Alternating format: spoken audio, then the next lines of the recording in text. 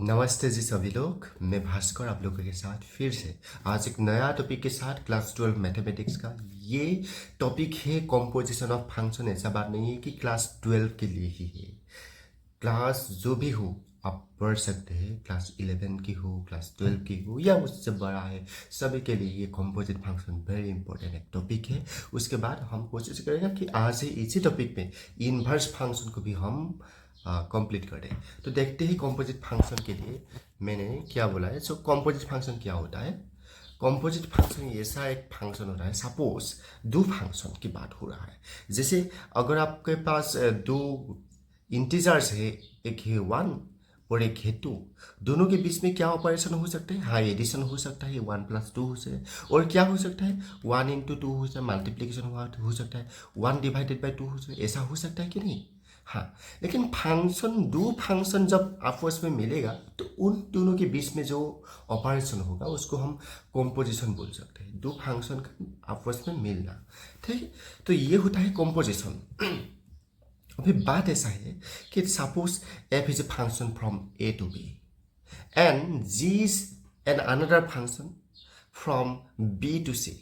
आपको पता है small f is a function, okay, from capital A to capital B. क्यों होता है ये सब?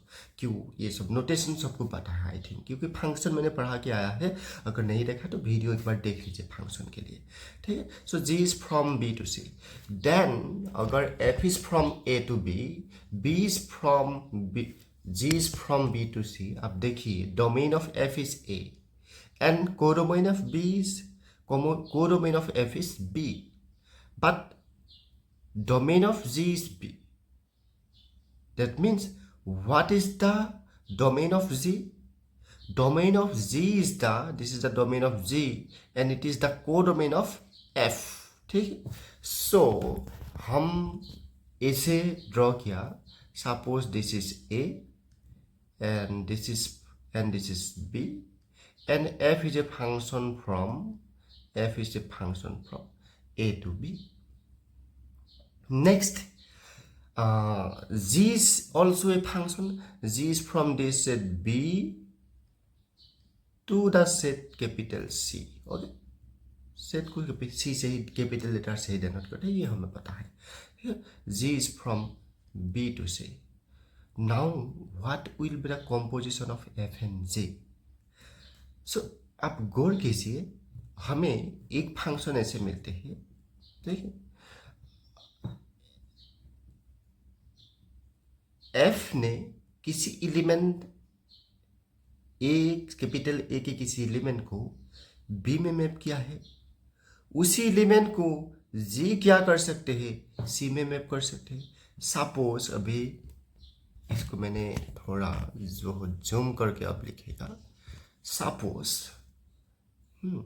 यहाँ में कोई एलिमेंट, इसको हम ऐसे जनरेट करते हैं। सपोज यहाँ में कोई एलिमेंट x है, उस x को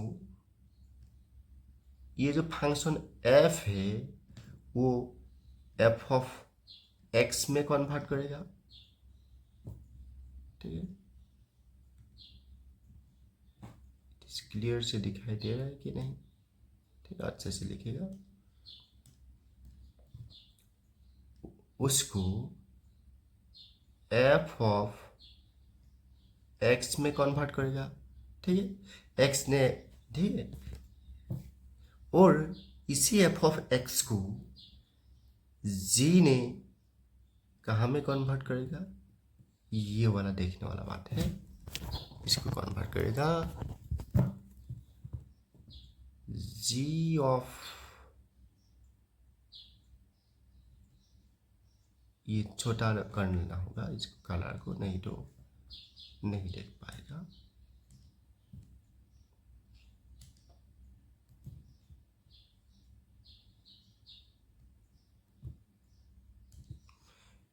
इसको g of f of x में कन्वर्ट करेगा। देख लीजिए एक बात, क्या बताया मैंने? फंक्शन f ने x को इनपुट किया है x, उसको f ऑफ x में कन्वर्ट किया है।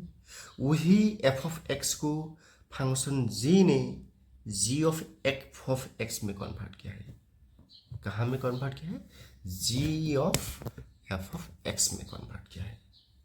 ठीक है, दैट मीन्स हमें एक नया फंक्शन अभी मिल चुका है। वो फंक्शन का नाम हम क्या दे सकता हूँ? जी ऑफ एफ ऑफ एक्स दे सकता हूँ, है कि नहीं? मतलब जी ऑफ एफ ऑफ एक्स पहले सेट कैपिटल ए के ऊपर एफ ने काम किया। एफ ने काम करके उसका जो इमेज है वो कैपिटल बी में मिल गया है। उसी इमेज को हमारा फंक्शन जो है स्मॉल जी, उन्हीं ने उसके ऊपर काम करके जी ऑफ एफ ऑफ एक्स में कन्वर्ट किया है। सी वाला सेट में इमेज लेके आया है। That means G composite F of X एक फंक्शन हो सकता है। इसको जो है ना G of F of X, इसको हम ऐसे लिख सकते हैं, G composite F of X ऐसे लिख सकते हैं। और ये जो function G composite F of X हमें मिल चुका है अभी, जी कॉम्पोजिट ऐसे लिखेगा, ये small O, this is composite वाला, ठीक है, डॉट नहीं है, बस ऐसा जैसा है। G composite F is a function from कहाँ से कहाँ तक? देखो, इनपुट लिया है एक्स, कहाँ से लिया है? सेट ए वाला सेट से लिया है। उसके बाद इमेज कहाँ में मिला है? कैपिटल सी में, G of F of X. ठीक है, सो इनपुट कहाँ से? कैपिटल ए से। So domain of G composite F of X is capital A to codomain क्या है? यहाँ में मिला है ना इमेज को, इस सी। क्या जी कॉम्पोजिट एफ ऑफ एक्स एक फंक्शन होगा कि नहीं? बताओ।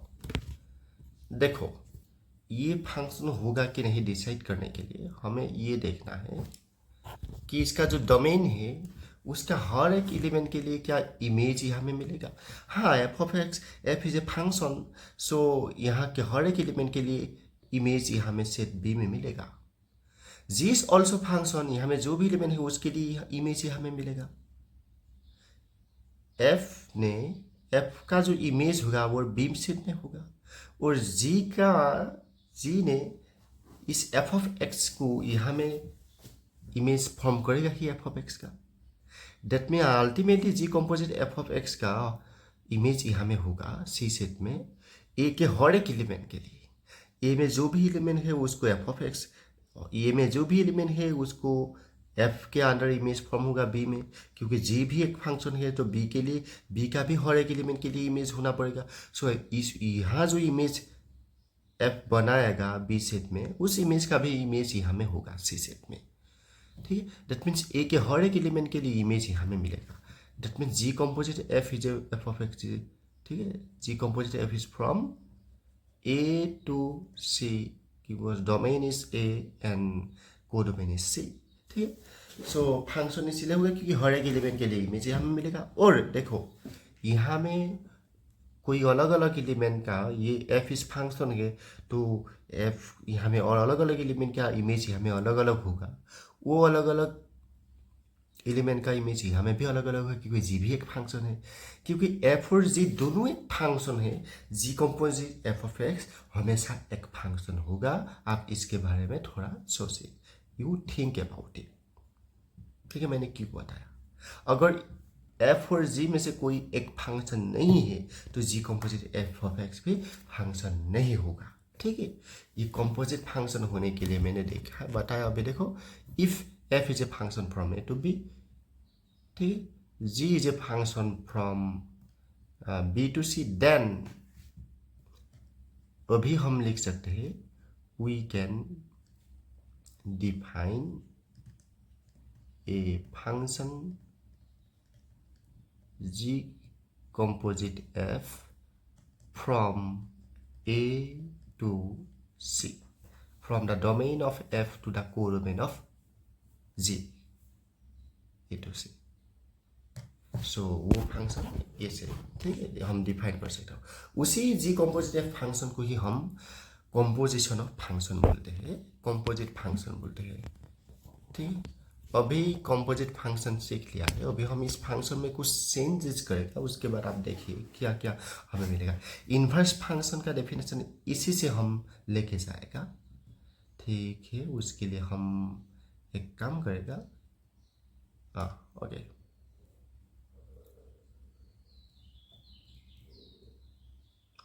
उसके लिए कुछ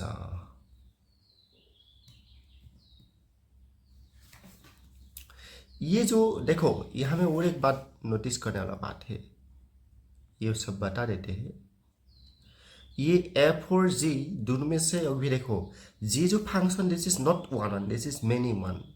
सो G composite F of X जब तुम निकालेगा, अभी देखो मैं G composite F of X का इमेज लोगों को भी निकाल के दिखा देते हैं, यहाँ में प्लस भी है, ठीक है, दिखा देते हैं, इसी साइड में दिखा देते हैं। अब देखो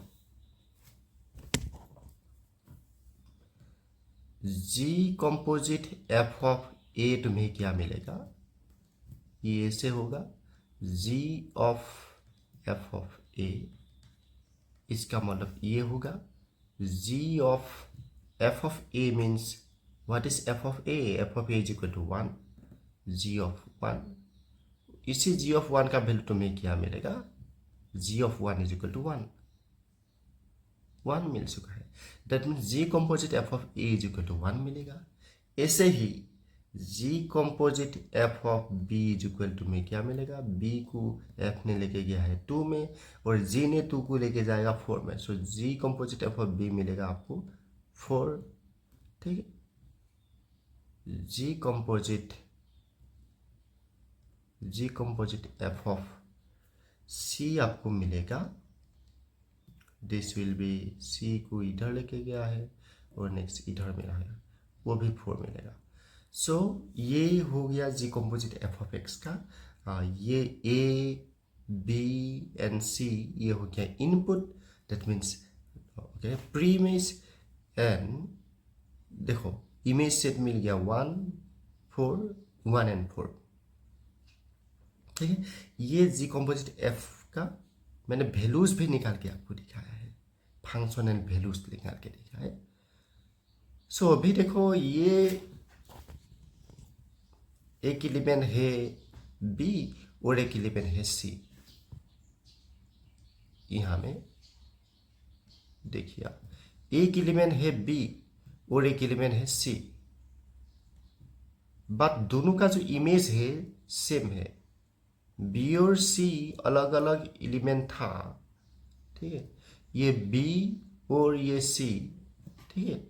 B this is not is equal to C, अलग अलग एलिमेंट है, but G composite F of B वो भी 4 है and G composite F of C ये भी 4 है, ठीक। लेकिन दोनों का इमेज सेम है। देखो यहां में अगर देखो देखा जाए, ये बी का इमेज क्या है, जी कॉम्पोजिट एफ क्या है 4 है। सी का इमेज क्या है, सी का इमेज भी 4 है। दैट मीन्स जो अलग अलग एलिमेंट का सेम इमेज मिल चुका है, that means G composite F है नॉट 1 1। दैट मीन्स हम यहाँ में लिख सकता है अभी, ठीक है, हम यहाँ में लिख सकता है, ये ऑब्जर्वेशन है, G composite F is not 1 1, not 1 1 if either f is not 1 1 or g is not 1 1, ठीक है। एफ 1 1 नहीं हुआ तो जी कॉम्पोजिट एफ 1 1 नहीं होगा, जी इज नॉट 1 1 तो G composite F is also not 1 1। हम यहाँ में इफ एंड ओनली इफ लगा सकता है, ठीक। G composite F is onto, ये आपको देखना है, इसके बारे में सोचे, think that G composite F onto होने के लिए एफ और जी दोनों को ऑन टू होना पड़ेगा या सिर्फ जी को ऑन टू होना पड़ेगा, ये बात आप सोचिए, ठीक। ये बात आप कमेंट करके बताइए, ठीक है। नेक्स्ट, अभी हम कंपोजिट फंक्शन सीख लिया है, तो थोड़ा आगे जाके हम इन्वर्स फंक्शन में जाएगा, ठीक है, इन्वर्स फंक्शन में जाएगा। सो इन्वर्स फंक्शन के लिए अब देखिए, मैं यहाँ में कुछ चेंजेस करने वाला हूँ। यहाँ में मैं इस 3 का इमेज 4 है, 2 का भी इमेज 4 है, हम इसको हटा देगा, तो हम एक काम करेगा, ये जो b है, b को हम ओके, एक बात कंपोजिट में ही बताना मैंने भूल चुका है, लेकिन नहीं बदलेगा, अभी याद आया, हम उसको भी बता देगा, ठीक है, ये ठीक है, ओके बता देगा, कोई बात नहीं, ठीक है। देखो मैंने क्या किया था, फंक्शन हमारा ऐसे था। अभी हम कुछ यहाँ में ये वाला ये सबको हटा देगा, आप नोट कर लीजिए, ठीक है। हम कोशिश करें इसको हटा देगा, क्योंकि मुझे प्लेस चाहिए, ठीक है, फ्री स्पेस चाहिए लिखने के लिए।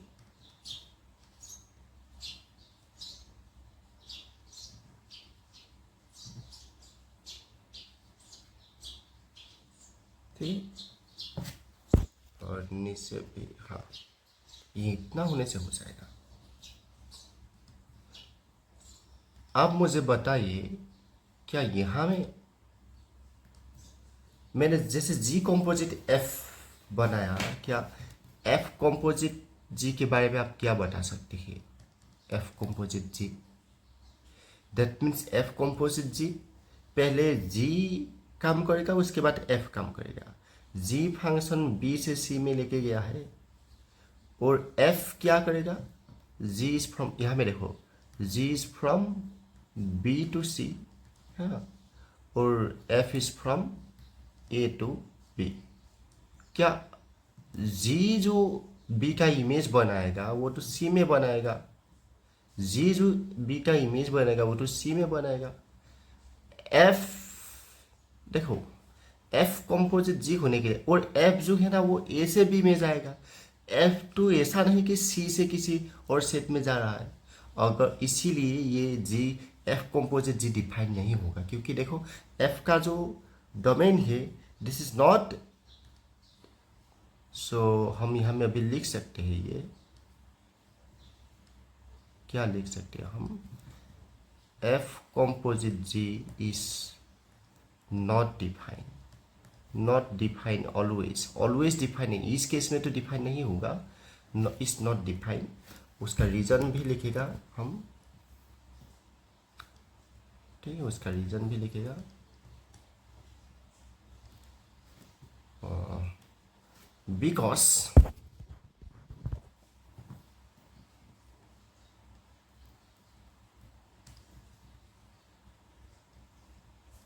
because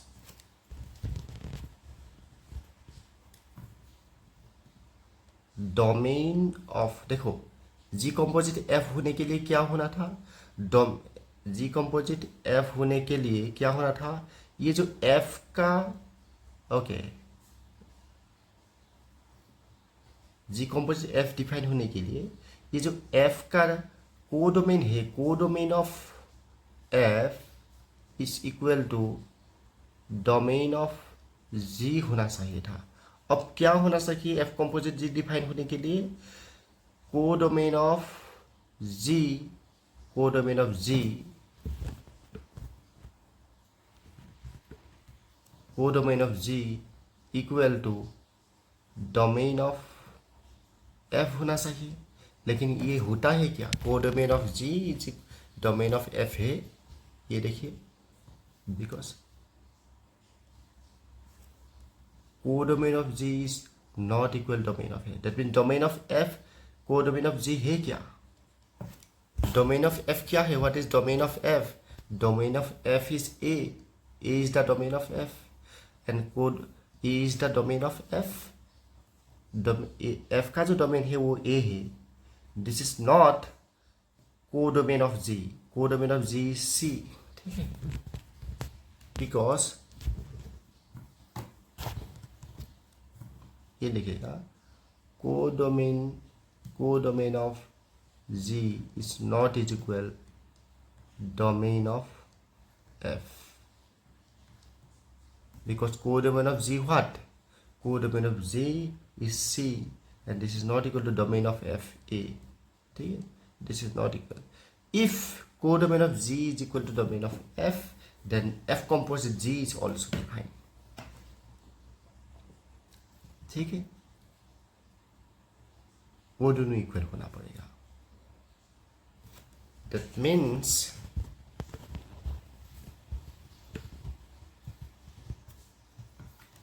ये वाला सेट जो है, ये वाला और जो ये वाला है, दोनों इक्वल होना पड़ेगा. A is equal to C होना पड़ेगा, तभी डिफाइन होगा. ठीक है, बहुत बढ़िया. अभी हम इसको ओके, ये F कंपोजिट G के बारे में भी मैंने बता चुका हूँ. ठीक है, आज की वीडियो में हम कंपोजिट फंक्शन के अच्छे से पढ़ा. क्या हम अभी हाँ इसको इन्वर्स को भी ख़त्म कर देना है, क्योंकि रिलेटेड टॉपिक है, ख़त्म कर दिया तो अच्छा होगा. ठीक है.